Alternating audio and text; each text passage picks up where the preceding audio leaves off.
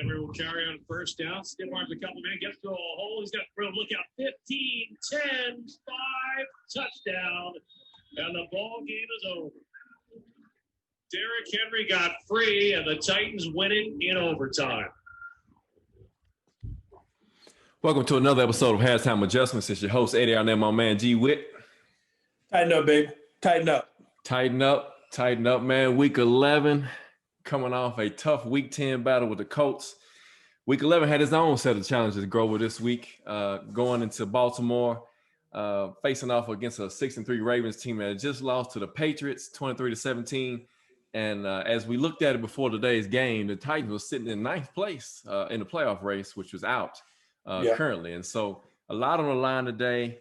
Both teams struggling coming into this game. The Titans had lost 3 of the last 4, and the Ravens are 1-2 in their last 3 games. And so a lot on the line today, Grover. Playoff implications in this part of the year. You love to see those important football games being played, especially by the Titans. Yeah, and as hard as we've been on them, at least they can obviously say that they're still in the mix. Generally, in years past, we've been used to just saying that we're looking forward to next year, trying to figure out exactly what we're going to be doing. Right. So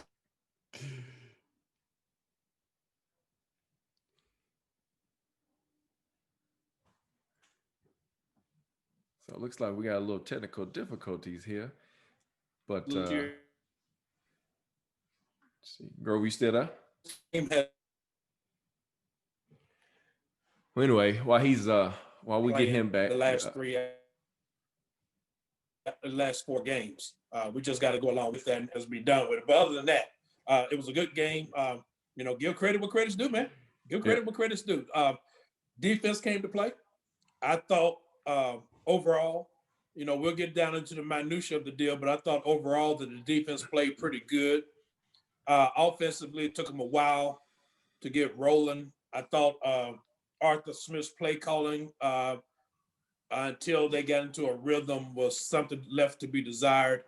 But again, you gotta like the way they battled, and that's the main thing you got to come out of it with. You just like the way they battled in this game. Granted, Baltimore is not the offensive juggernaut they were last year, but that's still beside the point. They're still a quality team, and this was a quality win. Very, very well said. Quality win, especially a playoff team. The Ravens came in; they were the 7th seed before the game started, and so or the 6th seed.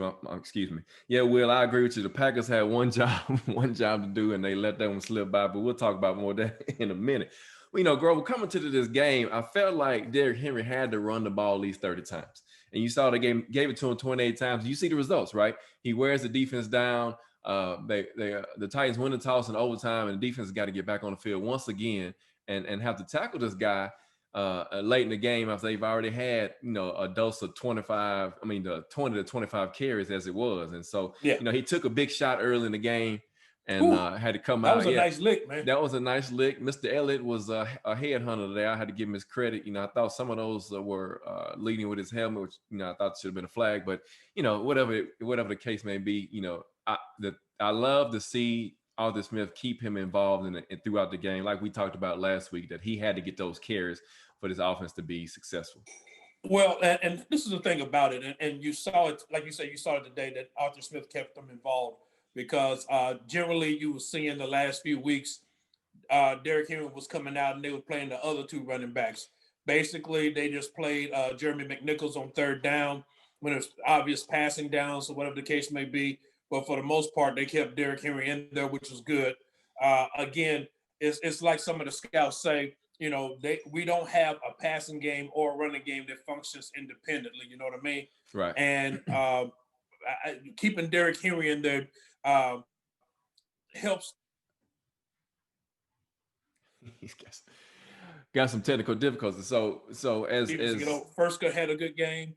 I thought that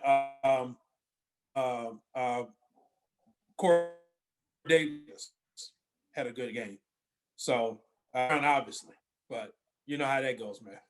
Yeah, Grover, you are breaking up on us, man. You are lagging. Not sure what's going on, but we'll Oh keep man, right. we've been having internet issues over here all day. So we'll keep rolling, man. So yeah, you mentioned Corey Davis, man. Another solid game for him. 5 receptions for 113 yards. Made some great grabs, ran some great routes. Did a great job blocking as he always does. AJ Brown, you can't say enough. Those two guys. I'm tired of hearing people saying that Corey Davis is not a legitimate number one. He may not be a legitimate number one, but he's a one alpha or one bravo. He's not the one alpha. But he has a great game today. And with these two guys, man, this is your future. You keep both of them on this roster, and you got two young guys, big body, that can run routes, that can get open and make big plays down the field. yeah, absolutely. And that's what you saw today, especially once they got in the rhythm. Uh, One thing they did I thought was really good. They rolled Tannehill out some. Mm-hmm. And got him away from the pass rush, which is what they should have been doing for a while now. So I thought that helped out a lot. He ran well for another. You got to give him credit for that. But again, I will say this in all honesty. I think today, when you look at that defense, one thing you do find out is that there's some play calling issues with the defense. Still. That's definitely something that's you now see is not just players not making plays. Right. It's definitely defensive play calling. And I'll point the most obvious one was in the second quarter, 3rd and 13. Yes. And you go into a deep zone. Right. Let the tight end have a free release. Kevin Byard didn't go with him because they're playing zone, and Lamar Jackson drops it right in the pocket.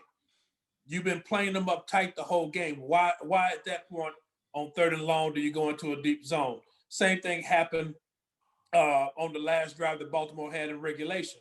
Mm-hmm. You got them, 3rd and 17, mm-hmm. and you go into a deep zone. Right. You don't have to go into a deep zone. You can go into a mid zone and keep everything in front of you. Why are you going into a deep zone where you got your safeties playing 25 yards off the line of scrimmage? Right. You worried about people going deep, and they hadn't really gone deep on you the whole game. Hadn't been able to. Right.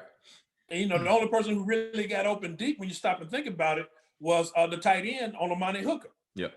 So it's just one of those things where you love the win, but you obviously see they got a lot of things to work on, especially with the defensive play calling, because the same thing, and I know somebody mentioned the Colts game earlier, but the same thing happened then too.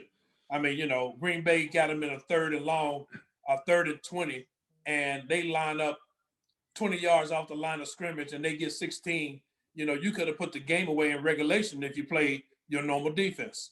Right, and I agree with you, man. I'm not sure why they were playing. They were playing some quarters coverage, dropping. Everybody had a quarter of the field. They dropped the defensive, the corners back, the safeties back, like you mentioned. He drops a dime, and then 2 on that touchdown pass to Andrews that Lamar Jackson threw. Now, to me, I think Malcolm Butler blew the coverage for whatever reason, like you said, the communication, because he went to the seam route, which Byard was over the top of that. He was there, and so he should have stayed deep. Amani Hooker was thinking he had over top help, right? And so again, that goes to your point. There's still some communication issues, whether it be from the coaches or between the players, but they're obviously there. And you ran into a team today that doesn't have that high-powered offense like you mentioned like they had last year, and your defense was able to hold up at the end of the game. And somebody says resiliency, Taylor does, and that's what the Titans showed today, was some resiliency to win this football game.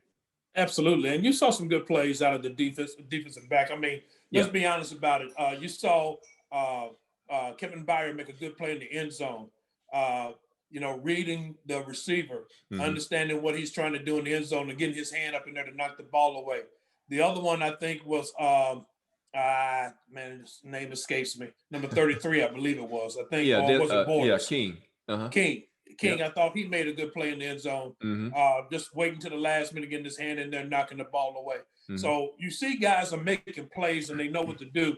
But again, I would say this: they're gonna have to play better next Sunday against the Colts to have a chance of winning.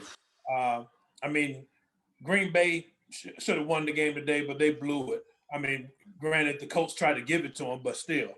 But we got to play better. But overall, like I said, it's a good team win.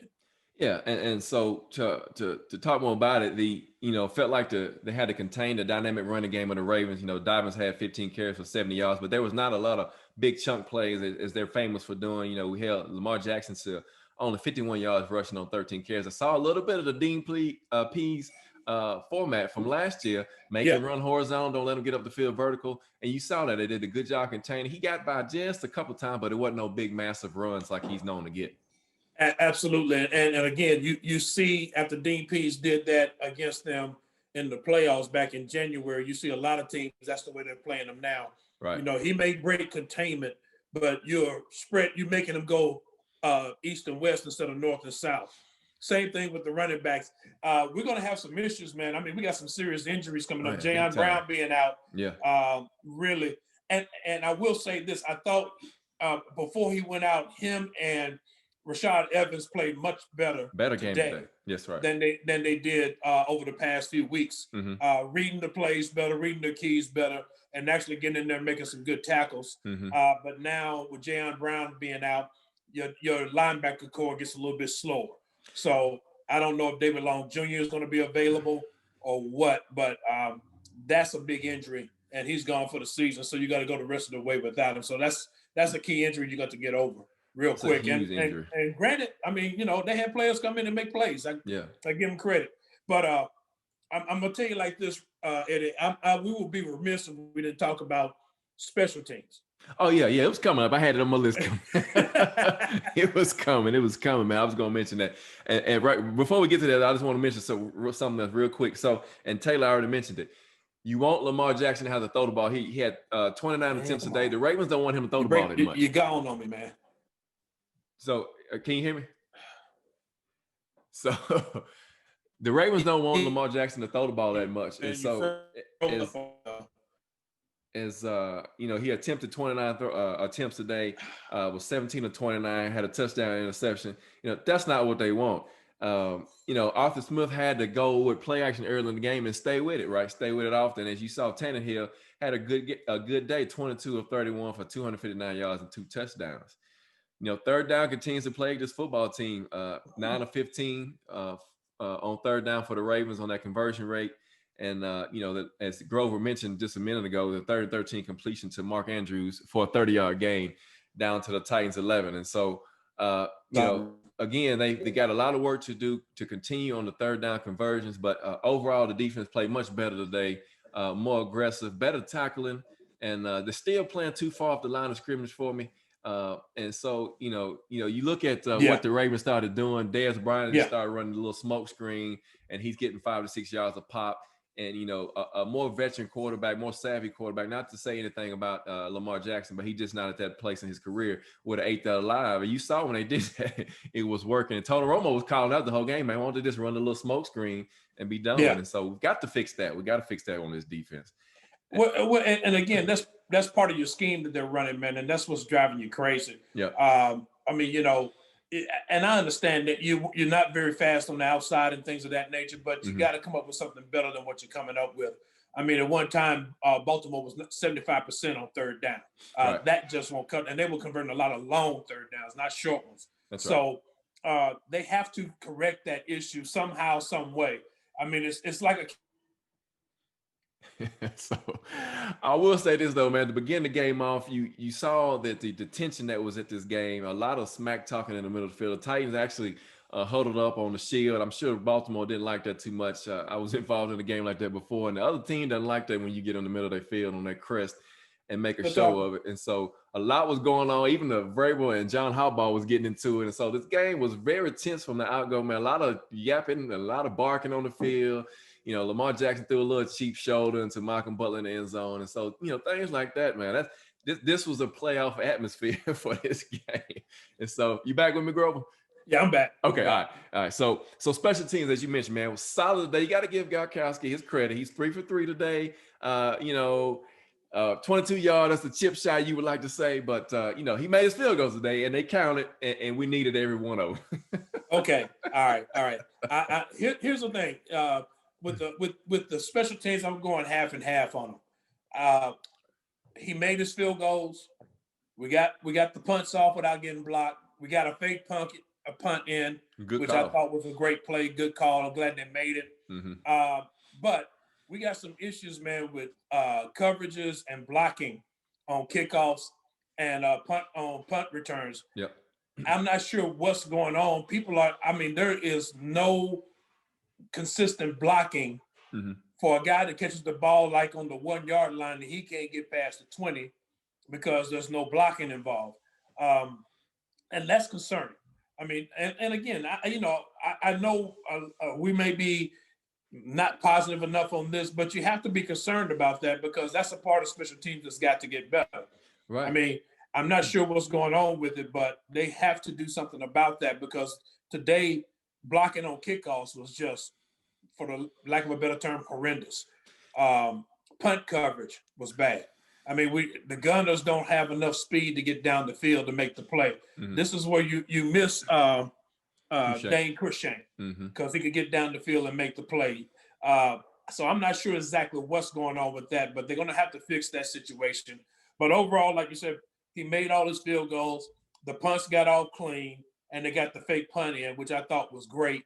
And they did a good job afterwards, especially in the second half, Gakowski kicking the ball into the end zone on kickoffs. Yeah. I thought that was really good because like I said, the kick coverage was not that great. I mean, for some reason, we just don't have enough speed, and it's disconcerting, really. It is. You're right. And so a couple of comments on the chat, man. And so I'm gonna say that one because I don't want to get you round up on that. Jayon gets hurt on the cheap play. They had a block below the waist, illegal block below the waist, and he falls down and pretty much hyperextends his elbow. Looks like he might even broke it. I didn't get to find. No, he broke it. It was broke. Okay. Yeah. And so Jabbar also says the D line was crashing up the middle to DTs and the edge guys stay outside. And that's how you beat Lamar. Very, very well pointed out. Taylor says that Vaccaro being out today has some cohesion in the backfield, in the defensive backfield. Made it better communication. That's Taylor's comment. Okay. I don't know. Yeah, I mean, good observation. I think we have to take that with a grain of salt simply because of the team that we were playing. They're not a great passing team. So Lamar Jackson is really, when you stop and think about it, he's not really going to beat you with his arm. Yep. He's more or less going to beat you with his legs. And you saw the problem he had was that he struggles throwing outside the numbers. Right. And so that was a problem. So you saw most of his passes going inside, except for the touchdown pass. But I'm not going to say that, the communication was better. I will say there was a higher level of focus today with players, but there was still a lot of plays being made by Baltimore that should have been stopped early. But again, I will say this: overall, the defense played better than they had played, really, with the exception of the Chicago game over the past 4 games. Yeah, and that's what you want to see. You wanted to see them come out and be better prepared, and had 10 days to get ready for this game. And what else you want to see is the consistency. So we can see that again next Sunday. And if the defense can play like it played today, this team can go deep in the playoffs. Dion says he noticed again the defense looked better without Clowney. Been saying that for the last few weeks. Edward Leday says you can't play that far off the line of scrimmage on the coast receivers. Man, I totally agree with you. And and the offense, let's talk about the offense a little bit, Goro, because we've talked about the different little aspects of the game so far for the special teams. So offense started slow. He's kind of concerned about that. The last few weeks we were seeing that some struggling about offense. Tannehill took some shots again today, the offensive line. But I do have to give Arthur Smith his credit. He had Batson, and Batson had a good game today. He flashed some plays, made some important plays. He had those guys chipping and then going out in the routes, tight ends, running backs. And so a great adjustment by Arthur Smith to realize that his tackles were struggling from last week. And I mean, they still struggle this week. And they're going to do more of that. And just to keep John New in the offense and let him get in some routes, they're going to have to chip and then, get out. Well, and what you saw with the offensive line today, Sombrero in the first half he was just getting his lunch ate. That's all there was to that. Right. And that was really throwing Tannehill off because he really just didn't have enough time to throw the ball because Sombrero was getting beat on an outside rush. And I mean, it was not even a contest. He was standing up and reaching, and the guy was already past him. So, in Dockway, he was killing him. Yeah, and so when Sombrero went out and they put Quisenberry in there, you saw the offense kind of solidify a little bit. I mean, I saw that too. they had Brewer in there playing at the left guard, which I thought was a good thing. And Vrabel explained that because they didn't know what Ben Jones was going to do, so they felt that Jamil Douglas may have to play center. Mm-hmm. I thought they did a good job there. Once he came into the game, you saw the running game really got going. Mm-hmm. Some big holes started to open up for Derrick Henry. So again, it gave him opportunity to wear that defense down. Right. And again, I thought I'm just questioning really why Arthur Smith is not going hurry up to try to help them to get into a rhythm. Great question. That's just, I was thinking that he would do that and he didn't. Again, like I said, I like the second half that he got, Tannehill rolling out to make some plays. So Grover is I think once they got in the rhythm, you saw the play calling really pick up. Right. And so you got a question with Ed McKinney. He says, where's, the offense had a problem getting the rhythm early with the passing game. Corey Davis was balling. And where's Khalif Raymond? Khalif Raymond is the forgotten man right now. You see Cameron Basson getting his reps with the offense. And for whatever reason, I'm thinking is this from those drops he had early on in the season, and he's just not getting on the field on offense right now too much because, Tannehill's not even looking his way, if you really think about it. No, he's not. And that's the thing about it. I mean, you saw Cameron, but Cameron Basson is making plays. Right. Well, not only catching the ball, but running the ball as well. That's right. So I thought that was a good pickup as far as that was concerned. Gave them some help on some plays and everything. And that's important. I mean, Cameron Basson, he showed to me why they always felt highly of him. And, he's healthy, so he made some plays, so that was good. Khalif Raymond did eventually get into the plays on some, but for the most part, it was basically Cameron Basson making all the plays. Right. And, Jabbar says he wishes Arthur Smith would stop calling those screen plays. They're not working. Everybody knows what type of screen we're going to run to Derrick Henry, after the play action fake over to the weak side of the field or short side of the field and try to get it busted open. But, it hadn't been working here lately. Frank says we need to stop throwing the ball on 3rd and 2. I agree. Arthur Smith got a little cute down there trying to run that Wildcat when Jamil Douglas had his first play of the game. You put him in shotgun and he snaps the ball over his head. And, you just stick with what you got, what got you down there. You put your quarterback on the center, let him have an easy handoff, easy snap to the quarterback and, be done with it and stop being too cute. Yeah. I agree with Dion again. He says Tannehill does hold the ball too long. He does. He's trying to go downfield too much when he had check downs open in the flat. Take what the defense gives you, and it'll save not only the possession for the offense, but it'll save you from taking those big shots in the pocket too. Yeah, and that's the key for Tannehill too. I mean, Tannehill was trying to make some things. I mean, and let's be honest, the play was working great because again, Baltimore was selling out against the run on Derrick Henry. But the bottom line, really, Tannehill was off early in the game. He was, and really, even though he started,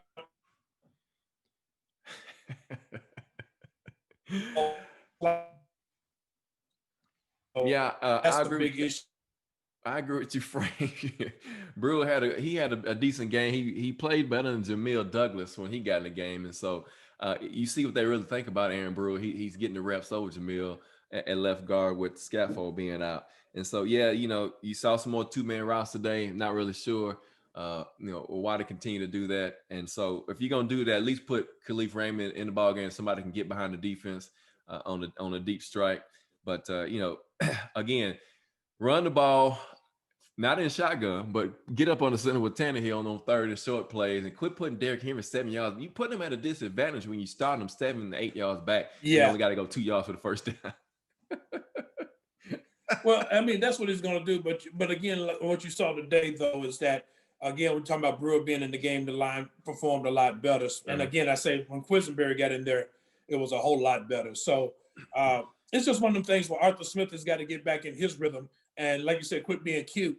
And sometimes you just need to call the play and just go with it, strength on strength, and let Derrick Henry take it. Now, it's amazing what happened today. You saw Derrick Henry get popped, took a big shot, go out for a couple of plays, but came back in, finished the game. So that shows you his toughness too, right? And that he could actually take a licking and keep on ticking because everybody keeps trying to say he doesn't get hit hard, and now he does, and he still comes back.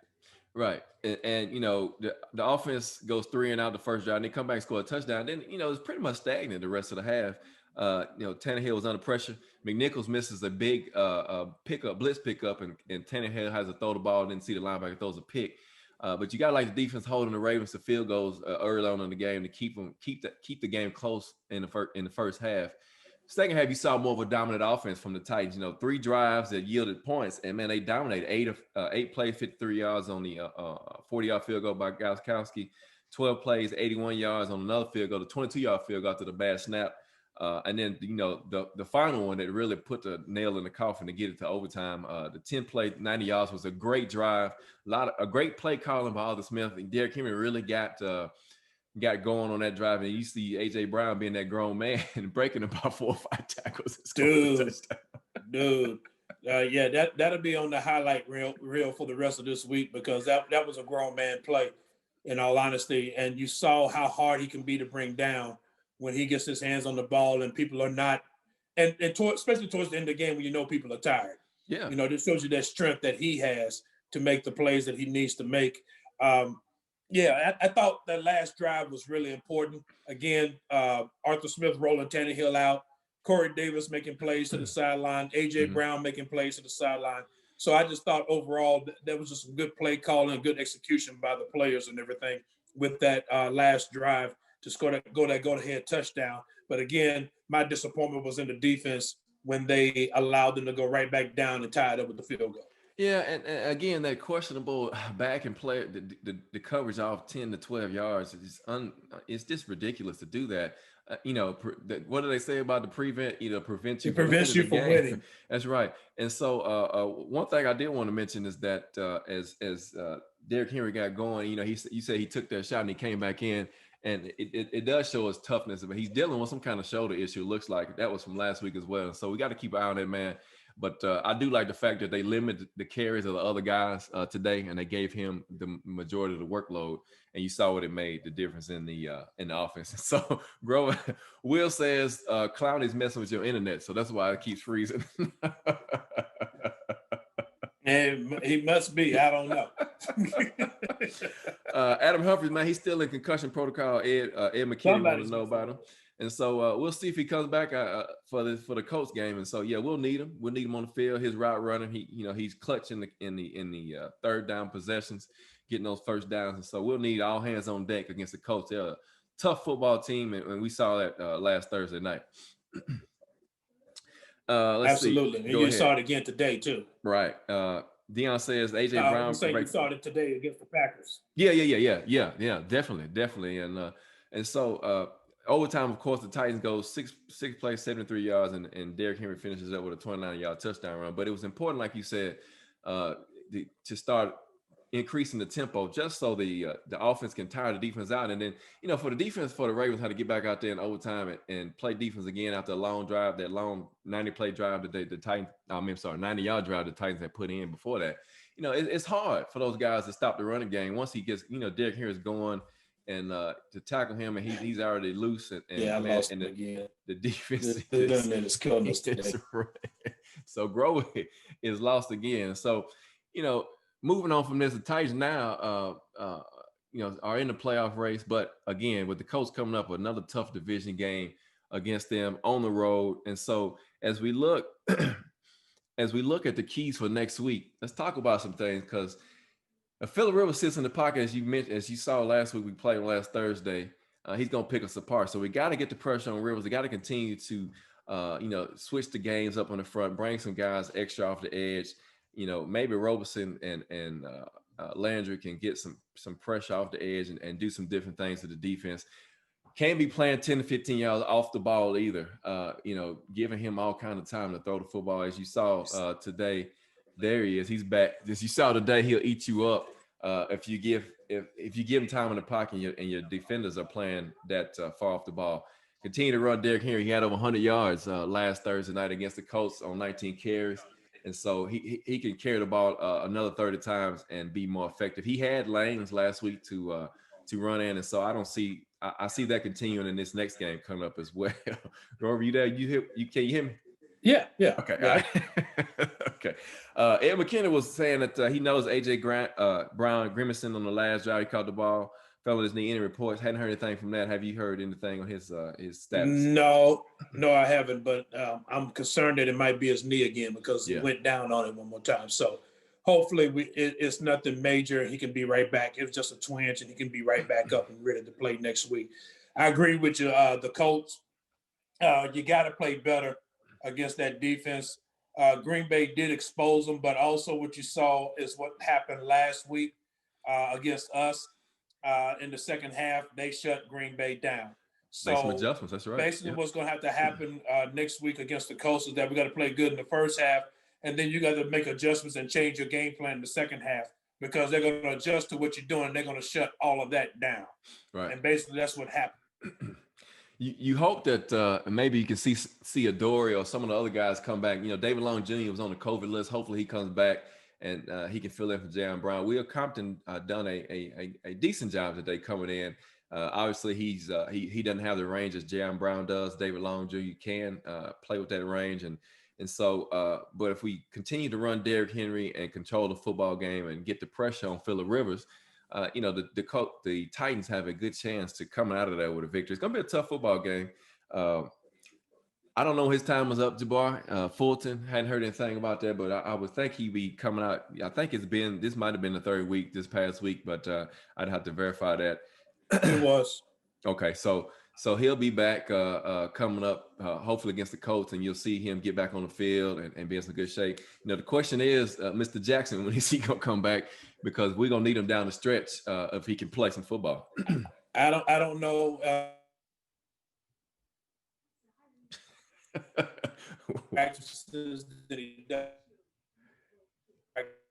Okay, so bro, we're gonna get your internet working before we do the next show. Next week's game is so important. Yeah, go ahead. Continue on. We can hear you now. Yeah, I was just saying next week's game is so important that because whoever wins next week's game is in the driver's seat for the division. Because bottom line is we're both right in the same spot with only one loss. Mm-hmm. So whoever wins will have two losses, and you have Houston and Jacksonville left. Jacksonville, you may be able to pull that one off. Houston won today against the Patriots. So it's going to make the division a little bit tough, and we just got to be ready to play the bottom line. And there's some tough games coming up. Again, Indianapolis, Cleveland. But Indianapolis is first up on the table, and we got to go into their house and beat them. The only good thing about it, the crowd will be there. It just won't be as crazy as it normally is. So that may help out a little bit more. I don't know. But defensively, they got to come up with a better scheme than what they played last Thursday.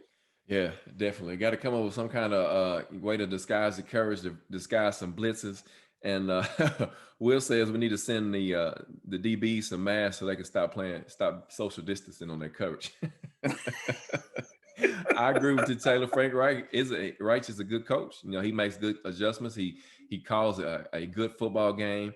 And every time they come out of the second half in the last couple of weeks, they shut both offensive downs that they've played against. And so, it's going to be a tough football game. They got some smart guys on defense. They play a lot of cover two. They play a lot of too high safety, and so it's tough to beat them deep. They make you throw underneath, and they come up and make tackles. They press you up front, and so it's all on the line. You can almost say that the loser might be out of the playoffs. Of this game coming up, especially if the Titans take another loss to the Colts with them having the advantage over the Titans. It's going to be hard to get in the playoffs with so many teams, especially in the West. You got three teams, the Chiefs, the Raiders, and at 6-3, and then you got the Dolphins at 6-3 and Buffalo 7-2, and you got the AFC North is where all the teams are. And so you got a lot of teams with those 6-3, 7-3 records. It's gonna be tough if you don't have these tiebreakers going into the playoffs. Absolutely, and that's going to be the key. But the bottom line is against the Colts, what you saw today, one of the things that helps you out, your slot receivers have to win. That's why if we get Adam Humphries back, that helps us out quite a bit because your slot receiver has to be able to win to get open. especially when they play a lot of cover two, even when they play man. Your slot receiver has got to be able to get open, and Tannehill's got to get rid of the ball quickly. Especially with a beat up offensive line like we have, they got to be ready to get rid of the ball quickly. They already know, again, Fursker. They already know Jonnu Smith. They know they're going to be standing back chipping, but you have got to be able to have a slot receiver that's going to win. So if it's not Humphreys, maybe it's Batson, but either one, they got to win as a whole. Right. And, with Jonnu, he's probably going to be a little gimpy with his ankle, coming in the next week and, whatever the issue is with A.J. Brown. So the injuries are starting to be going to play a key role going forward for the rest of the season. Phillip Rivers, he got banged up today. We're not sure how serious his foot is. It's not like he can scramble anyway, but, he can move around in the pocket and cause receivers to have more time to get open. And so, one thing I did notice, Grove, and I thought so Thursday night as me and my wife were talking, we was watching the game, the Colts offensive line, they hold a bunch. And you saw it today. They finally called it against them. I think Grover's got disconnected from us again. But the Colts had a lot of holding penalties, and I thought they were holding a lot against us as well. And you saw the officiating. If I'm not mistaken, it might have been the same crew. And I don't know if they got reprimanded or what, but, man, they were calling a lot of holding plays. Doing that game against the Packers, and it's gonna be tough. They got one of the best guards in the NFL, and Quentin Nelson, and the offensive line is stout, and they got Jack Doyle back today. He played, and so they're gonna be firing on all cylinders with Naheem Hines playing, at a pretty good level. As Jonathan Taylor had a good day today as well, running the football, and so. You're right, Jabbar. This was the first time today they called holding against the Colts a lot. And, they were holding. I mean, they were legitimate calls. They were the legit calls. Yeah, absolutely. And it's going to be interesting to watch to see what happens, man. I don't expect to see that next week. I expect them to play a lot cleaner game.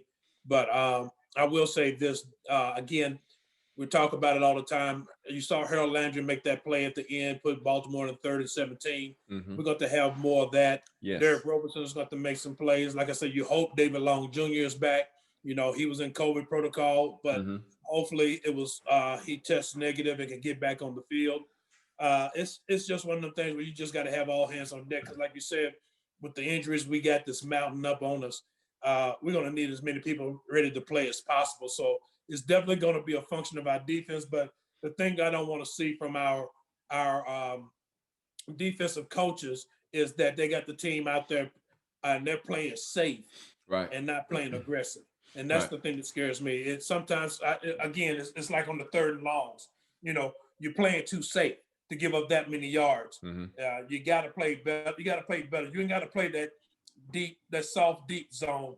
If you're going to play zone, get up on the man, at least give it a 5-yard cushion and make them work to get down the field. Instead, you allowing them to run down the field, and that's the problem. And that's not the players, that's the defensive play call, because that's the scheme you're running. And you can't do that. Like you said, with Phillip Rivers, he'll eat that alive all day long.